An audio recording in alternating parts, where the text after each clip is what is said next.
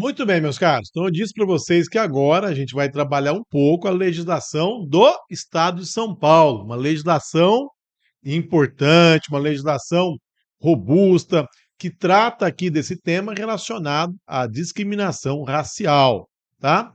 Eh, e vamos começar com a Lei Estadual 14.187 de 2010. Essa lei, ela dispõe sobre infrações ou penalidades administrativas a serem aplicadas pela prática de atos de discriminação racial. Eu já disse para vocês que existe até um convênio da Secretaria da Justiça com a Procuradoria do Estado para que a Procuradoria presida esses procedimentos administrativos. Nesse sentido, eu mesmo já colhi depoimentos de testemunhas e mesmo de pessoas que estavam sendo acusadas daqueles também que foram vítimas em procedimento dessa natureza. Tá? Um procedimento administrativo com observância do devido processo legal, participação de advogado e assim por diante. Importantíssimo isso aí. E ao final, se for o caso, teremos a aplicação de uma sanção administrativa. Então, nesse sentido, a Lei 14.187 indica que será punido todo ato discriminatório por motivo de raça ou cor no Estado de São Paulo. Você tem aí essa lei. E aí tem outras definições. Consideram-se atos discriminatórios. Você tem aqui por motivo de raça ou cor, para os efeitos desta lei. Praticar qualquer tipo de ação violenta, constrangedora, intimidatória ou vexatória.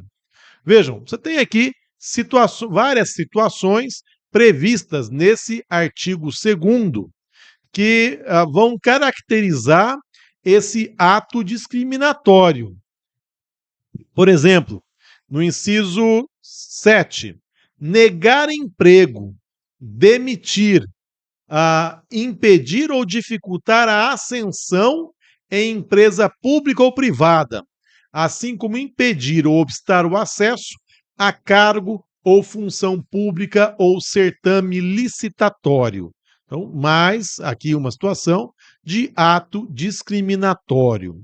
Bom, a prática de ato discriminatório, ela vai ser apurada em um processo administrativo, assegurado naturalmente o contraditório, a ampla defesa, e esse procedimento ele vai ter início por reclamação do ofendido ou de seu representante legal, ou ainda de qualquer pessoa que tenha ciência do ato discriminatório.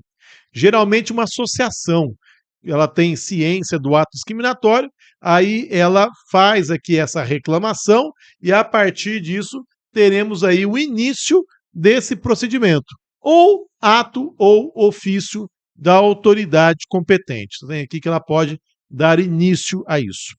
Aquele que for vítima da discriminação, seu representante ou quem tenha presenciado os atos, poderá relatá-los, faltou aqui o hífen, à Secretaria da Justiça. Então, relata o caso à Secretaria da Justiça e a Secretaria, por sua vez, adotará as providências para a instauração do procedimento administrativo e a aplicação da respectiva sanção, podendo haver esse convênio. Quais são as sanções cabíveis? Você tem aí a advertência, você tem a multa de 1.000 UFESP. A UFESP é uma unidade fiscal do Estado de São Paulo, todo ano altera o seu valor. Multa de até 3.000 UFESP no caso de reincidência. Suspensão da licença estadual para o funcionamento, no caso aqui de funcionamento de um estabelecimento comercial, né? E a cassação de licença estadual para funcionamento. Então é possível que seja cassada a licença para o funcionamento de um estabelecimento por conta aqui desse ato de discriminação. Para a apuração desse procedimento, vamos observar o que está previsto na Lei 10.177 de 98, essa lei que regula o processo administrativo no âmbito do Estado de São Paulo, uma lei importante à leitura, tá certo? Artigo 7º aqui.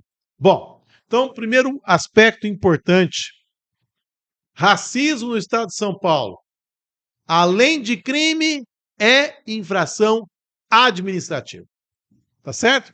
Importante a gente compreender isso, sabendo que o Estado de São Paulo é o único que tem essa previsão. Bom, meus caros, importante nós saibamos também da existência do Conselho de Participação e Desenvolvimento da Comunidade Negra. Por que é importante a gente saber da existência desse conselho? Porque foi o primeiro órgão governamental criado no país que tem a finalidade de combater o racismo. Olha que importante. O primeiro órgão governamental criado no país para combater o racismo foi criado no Estado de São Paulo. No Estado de São Paulo. Então, aqui o CPDCN, Conselho de Participação e Desenvolvimento da Comunidade Negra. Voltando aqui. Então, foi o primeiro órgão governamental criado no país com essa finalidade. Foi instituído em 84, mas tivemos aí depois a Lei 5466 de 86, que tratou do funcionamento desse conselho. Muito bem, então,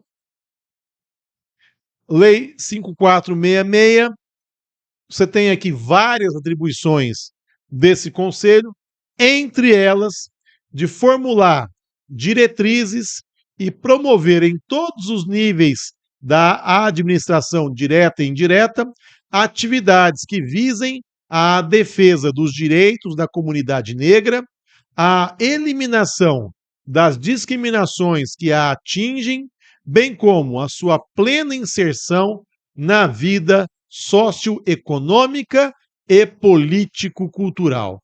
Lei Estadual 5466 de 1986, além de outras atribuições que tem aqui, mas essa principalmente, né?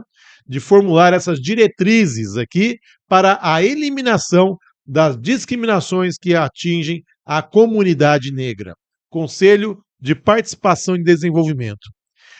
Meus caros, em 2003, tivemos aqui o Decreto Estadual 48.328, que tratou das políticas de ações afirmativas para afrodescendentes.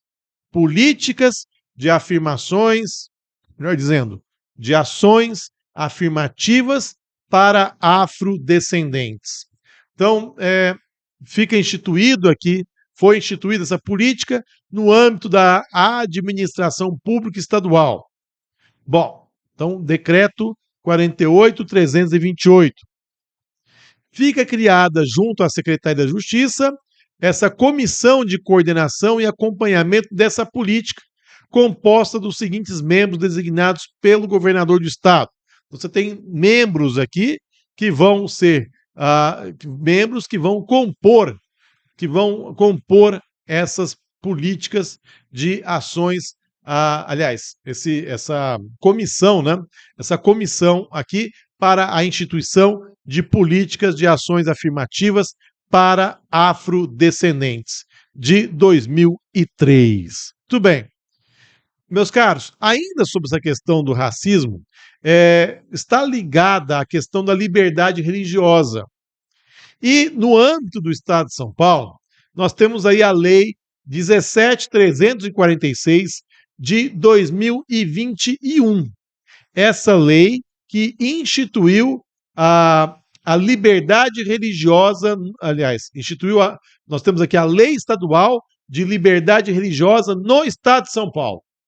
Lei Estadual de Liberdade Religiosa no Estado de São Paulo. Instituída essa lei que se destina a combater toda forma de intolerância religiosa, discriminação religiosa e desigualdades motivadas em função da fé e do credo religioso. Veja, meus caros, uma lei importante, né? O que compreende aqui a liberdade religiosa? Vai compreender as liberdades de consciência, pensamento, discurso, culto, pregação e organização religiosa, tanto na esfera pública quanto na esfera privada, constituindo-se como direito fundamental a uma identidade religiosa. E essa lei, ela encampa determinados princípios. Então você tem aqui, entre os princípios, você tem aqui a liberdade de consciência, o princípio da igualdade, o princípio da separação, que as entidades estão separadas do Estado, e o princípio que eu acho mais importante aqui, da não confessionalidade do Estado. O Estado de São Paulo não adota qualquer religião, nem se pronuncia sobre questões religiosas, nos termos aqui do que está previsto na própria Constituição Federal. Então, por conta disso, nos atos oficiais e no protocolo do Estado será respeitado esse princípio da não confessionalidade. O Estado não adota qualquer religião e nem se pronuncia sobre questões religiosas. Isso está ligado aqui, principalmente, às religiões afrodescendentes, né, que já sofreram tanta discriminação aí, já sofreram tanta discriminação. Perfeito, meus caros? Tudo bem? Até aqui? Joia? Bom, esses foram alguns apontamentos que eu considerei aqui importante trazer para vocês, porque, lógico, direito antidiscriminatório, ele é muito mais amplo, mais rico. Existem ainda também outros fatores que devem ser levados em consideração. Mas, para início de estudo, para a gente poder compreender esse estudo, eu acho que o básico a gente tem que partir daqui, tá? O básico a gente tem que partir daqui. E só para a gente poder concluir os nossos estudos em direitos humanos, eu queria trazer para vocês uma informação relevante decorrente de um decreto federal posterior à gravação que nós tivemos inicialmente nossas aulas em direitos humanos, tá? Fiquem atentos, meus caros, ao decreto 11777 de 2023. Decreto 11777 de 2023. Luciano, o que foi, o que importou aqui, o que é esse decreto? Olha só, decreto federal, naturalmente. Promulgou o protocolo facultativo ao Pacto Internacional sobre os Direitos Civis e Políticos e também promulgou o segundo protocolo facultativo ao Pacto Internacional sobre Direitos Civis e Políticos, com vistas à abolição da pena de morte. Já tínhamos falado para vocês desses dois protocolos. O primeiro protocolo facultativo aqui, trata da questão das petições individuais. Já falamos para vocês, porque já tinha havido a ratificação quando da gravação de nossas aulas, só que depois da ratificação, o que nós tivemos foi a promulgação por decreto federal, tá? Então esse decreto 11.777 promulgou. O primeiro aqui trata das petições individuais. E o segundo trata da abolição da pena de morte. Ah, Luciano, pode ser que caia? Eu aposto. Estou apostando que vai cair alguma coisa sobre esse decreto 11777 de 2023, que promulgou esses dois protocolos facultativos. Tá legal? Fiquem atentos a ele também. Bom, meus caros, o meu e-mail é o lucianoalvesrossato@hotmail.com. Meu Instagram, @Luciano Rossato Cursos. Qualquer dúvida, Qualquer dúvida, manda lá para mim, tá bom? Para a gente poder aqui, se for o caso, até eu gravo um complemento, eu te mando um vídeo, eu te respondo por áudio no Instagram, dá para a gente fazer alguma coisa. A ideia aqui é te auxiliar nos seus estudos. Tá bem? Muito obrigado, fiquem com Deus, bons estudos e até mais.